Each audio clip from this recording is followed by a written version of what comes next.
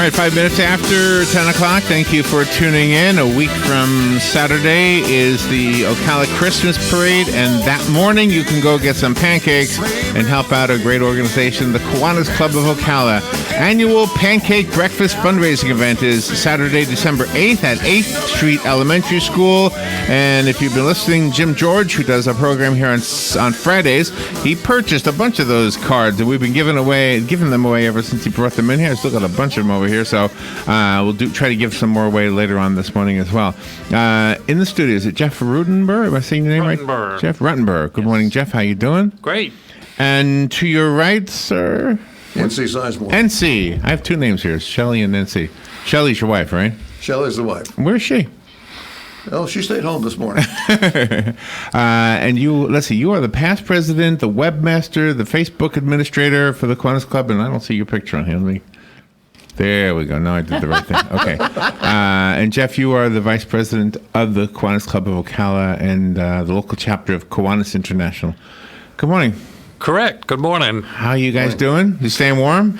Oh, absolutely. We're warming up for pancakes. That's what we're doing. How many pancakes do you normally make at this event? I don't know. It's into the thousands. So, usually we have about 1,500 people that come and have breakfast with us. Mm-hmm. And depending on how many pancakes they want to eat. Do you know when I make pancakes, the first one is always lousy. Do you have that same problem? We just throw them away. After that, they're just right. After that, they're good, right? Oh, yeah. Yeah, you always have to have some test ones, What is the secret to a good pancake? The amount of time you flip it. And well, if you flip it too early, then you got a mess. You don't have a clock? If you flip it, no. Well, actually, we have a super stacker, and it's a large metal disc that rotates. Okay, and so we have an applicator that we just put batter into it. Oh, wow. And we do that. It goes around to another station, and they'll flip it. And then once it goes around to another station, they'll take it off the griddle and then keep going. And so it's called the Super Stacker. One of our members manufactured it, and it's been in existence since the 70s. Wow. 1978. A little bit of science behind making pancakes. Wow. Oh, it is. Well, when you have that many folks you need to feed, you really have to have a production schedule going. It'll go about 800 pancakes an hour, I'm told. Is that right? 800 an hour. Wow. So IHOP, I'm sorry, you're not going to get any business that morning. That's right. Just you're not going to get it. So tell me a little bit about Kiwanis. Let's talk about the mission and all that you do, because this helps support that, doesn't it?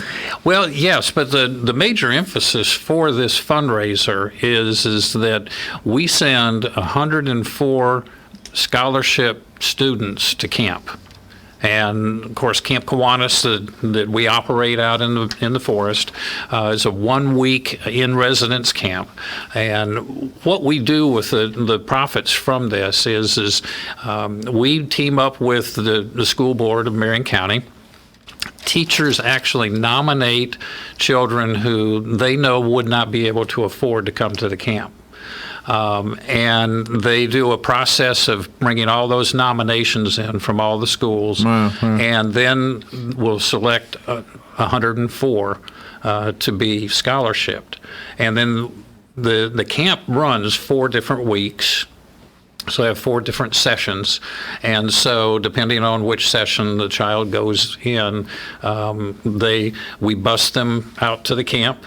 And then they have a full activities. They go in on Monday, come back on Friday. And so not only do we do that, but we also make sure that child fits in with the rest of the children. If they need shoes or clothes or whatever they need, we want to make sure that they blend in, because kids, Yeah. And so we make sure they have a camp experience of their lifetime. And there's been so many people that we know around town that have been to the camp for all the years, because it's 40 some odd years The camp's been there since 1948. Yeah, 1948 is when Wow. we started the camp. Wow. Pancake And breakfast goes to 1958. The Super Stacker goes to 1978. yeah, Wow. So this is the anniversary year for all those things. yeah, this is our 61st Pancake Day. Oh, wow. Yeah. And so you're looking for sponsors for the breakfast, and you have different levels. Absolutely, and one of the things is our basic level is $250, and that sends one kid to camp, and that's what the cost for anybody to go to camp is $250. So 100% of the sponsorship dollars go directly to camp. Our members, like I said, they'll go ahead and fund all the expenses for the Pancake Day, and so 100% of our sponsorship money goes towards the kids. That's not Throughout right. Kiwanis, any profits we bring in from the public go to the public. No profits from Pancake Day or anything else that we do Right. goes into administration or for Kiwanis. And what does the sponsor, do they get their sign up or something? What do they get? Yes, what we'll do is we have a screen there at the event, Oh, okay, and we'll okay. flash up all the logos Oh, okay, of the nice. sponsors so that they'll get some exposure to that, and Oh, we have nice. some signs up also.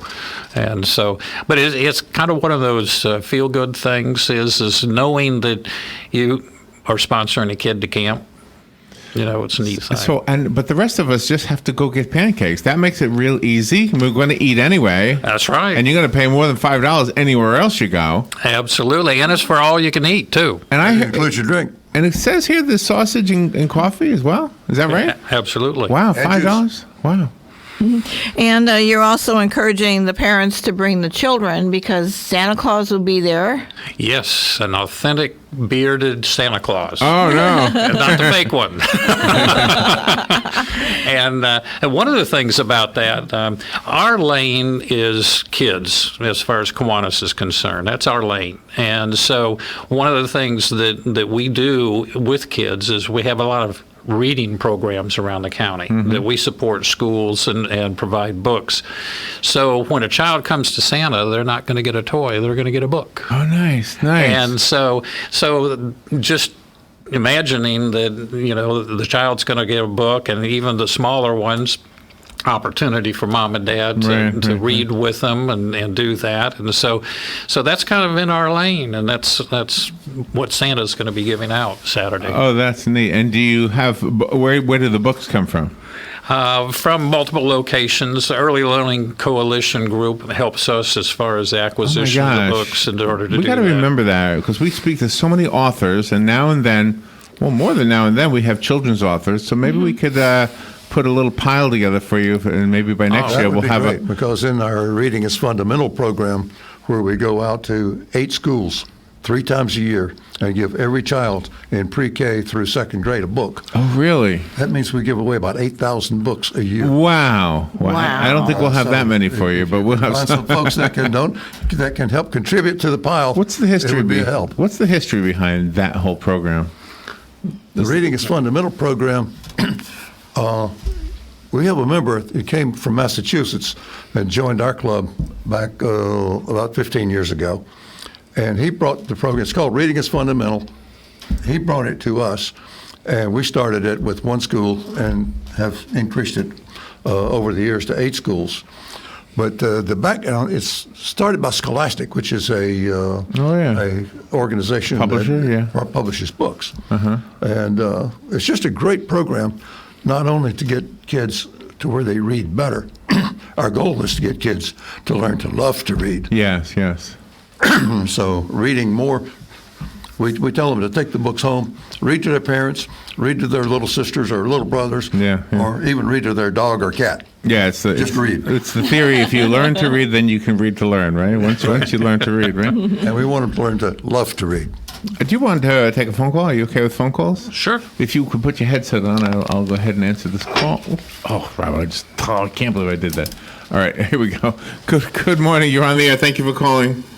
Yeah, good morning, everybody. See, we moved from Wisconsin down to Florida here in 1995, and all but 1 year I missed the Pancake because I had a bad cold that year. But I just wanted to say, from being from the dairy state, I love that melted butter you have. That's good. Thank you.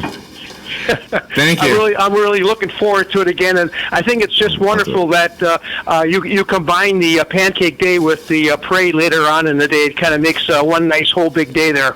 Yeah, that is a nice thing. Yeah, was that by design? Did that happen or accidentally? Historically, I think they hooked up on the same day, and I don't know how many years it's been, but I think it's a tradition. A lot of people go get the pancakes that morning, and then they do something else, and later on they'll sit outside and watch the parade, right? Absolutely, it's a great community day. Thanks for your compliment. We'll pass it on to the butter melter. Well, that to me, that's the key to a good pancake is some good butter. Yeah. So do you have syrup on the table, I'm guessing? Yes. And we offer sugar-free, too. Sugar-free syrup? Absolutely. Oh, my gosh. I made a mess.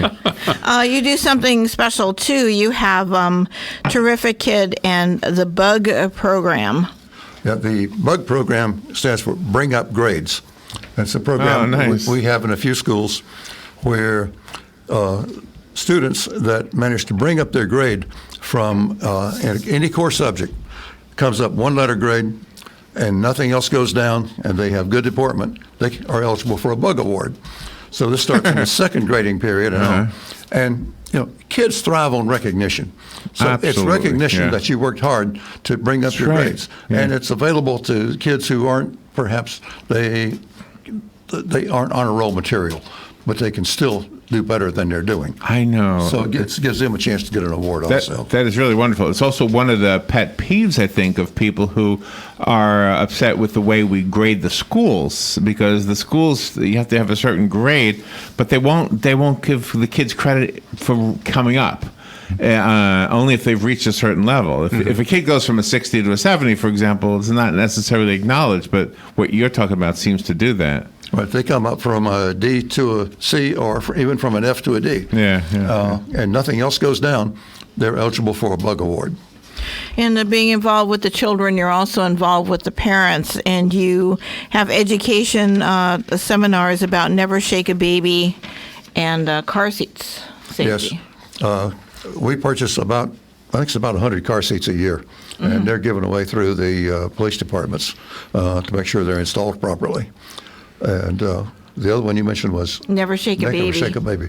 That's an education program that we provided DVDs on that subject to all the middle schools several years ago. And the program it's still an education program that our people, our friends and members from the Early Learning Coalition put into their seminars for parents to educate them on the dangers of shaking a baby. You can actually kill a baby or paralyze it or blind it by shaking it. It's hard to believe people shake shake babies. Crying, yeah. And you can't make it stop. You get so angry you want to shake it. Don't. Gosh. Just leave the room, walk around the block, come back. It'll still be there. That's so horrible to think that people even think that's a solution to the problem. But it's still a problem. There's several babies a year killed in Florida by people shaking them. Yeah. So I don't know that I understand the connection between Kiwanis and children. There must be a history behind that. Was that the origins of Kiwanis? No. Was to help out children? No, but we call that the major emphasis. That's your major mission? Throughout the world. Yeah. Okay, as good. Kiwanis is international, and so that is our focus. Just like the Lions do eyesight, Kiwanians are all about kids. But I know the history on that. Prior to 1990, every incoming Kiwanis international president set a worldwide project, and every year it changed. And Dr. Will Blackman became our international president, I think in 91. And he was searching for what was going to be his project. And he was frustrated by the fact that all these projects, just as they got started, they quit. You started doing something else. And he went to the board of directors for Kiwanis International and said, look, he said, it's frustrating that you start something, you don't finish it. Let's try something that we can go, let's try something for 3 years. and see if we can make a difference by having a project that goes long enough to accomplish something. And in trying to determine what he would do, his thought was that he would work on kids in middle schools to help them, because that's where the juvenile delinquency and problems were. And then he went to a judge and asked a judge about it, and he talked to some child psychologist about it. The judge told him, that's great if you want to do that in middle school, but you're too late. You need to start in the very early ages. You need to start really at birth, or even before birth. And so early learning is so important that they started as they called it Young Children Priority 1. And that started with Dr. Bleckman in the early 90s, and it was so successful it continues to be our primary emphasis today. Oh, that's outstanding. Yeah, Robin, I don't know if you know this, right? We've done children's music in our past, in our different incarnation as Robin and the Giant, and that was one of the things we did. We did CD cassettes and then CDs for children that did those very basic learning things way back, even before Barney was a thing, and Right. all that stuff. So it's part of. In fact, we used to have this thing. We would say the children were the only VIPs. So if you had VIP parking, we wouldn't park there. We would say, no, that's somebody else. Exactly. That's somebody with a child. So I'm glad you're doing what you're doing. It says you're celebrating your 94th year in Ocala. How long have you been around total? 100 years in 2015. So we started in 1915. Okay. Started in Detroit, Michigan. Okay. So Ocala got on board pretty soon after it got started, right? Right. Mm-hmm. Wow.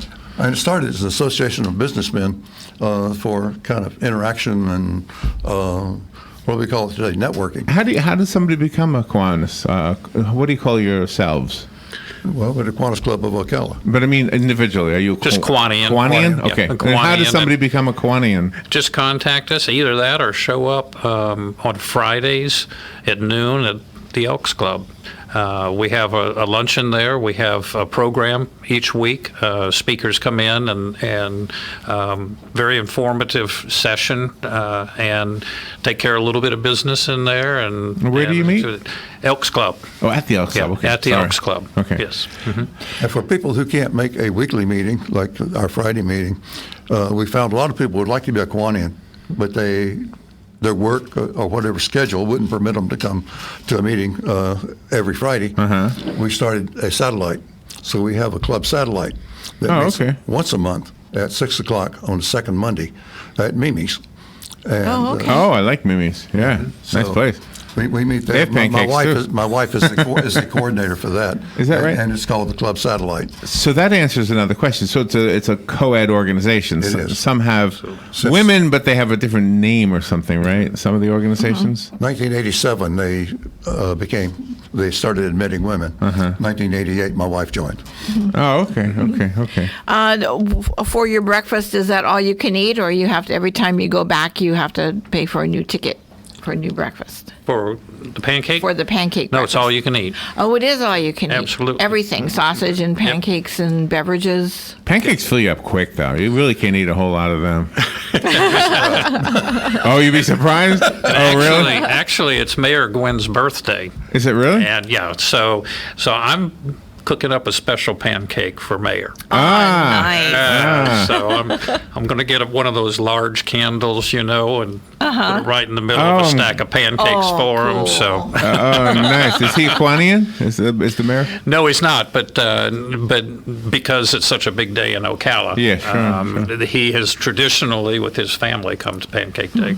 Oh, how wonderful. I saw a Facebook post by the mayor this morning where for his birthday he was asking people to make a donation to the children's home. He's an advocate for children also. He's a good Oh, guy. wonderful. Yeah, we have a good mayor. Yeah, So this you can eat it in or take it out then? that's great. We actually have a drive-up window. Oh, you do? Believe it or not, on the street that the cafeteria is on, you can drive up, stay in your car. We have a boxed pancake breakfast that we'll hand to you in the car and take off. Wow. Oh, that's Do you need pretty any nice. volunteers? Do you need people to help with anything? We always need volunteers. Yeah. So anybody that would like, just come see me on that day, and we'll make sure, that. Now, there may be a lot of pan washing there, too, but you never know. The drive-up works very well for people who just can't or don't have the time to come in. But it's a great social event. You really miss out on That's what I was going to say. I think I'd rather go inside and be part of whatever was happening inside. Oh, it's a lot of fun. I mean, and you see people there that some people seem to come at the same time every year, and they see people they haven't seen since last year. Is that right? I bet it smells good. Hang around talking. And it begins at 7 a.m.? 7 o'clock, and one of the things I want to mention is that we have a huge contingent of key clubbers.